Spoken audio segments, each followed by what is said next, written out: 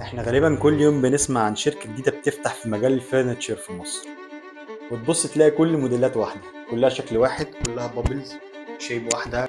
المشكلة هنا مش في الشركات بس، المشكلة في المصانع.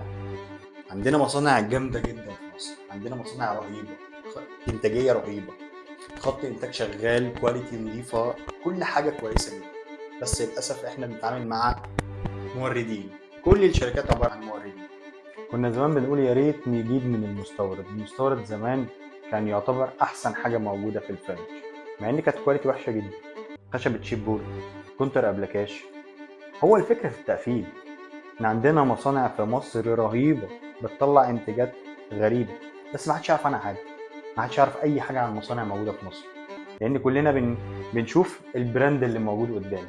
براند كذا، بانتاجيه كذا، بيعمل مشكله كذا، ما بعرفش اوصل له في اي وقت. وانت بتشتري، اختار شركه ليها المصنع، ليها كواليتي كنترول، ليها خدمه ما بعد البيع، ليها ناس تقدر ترد عليا لما بيحصل مشكله، او لما بيحصل اي حاجه في المنتج بتاعي، عشان اقدر ارجع عليها في اي وقت. هل احنا عندنا مصانع تقدر تغطي انتاجيه بفينش محترم، بكواليتي كويسه، وكمان اقدر ارجع لها في اي وقت؟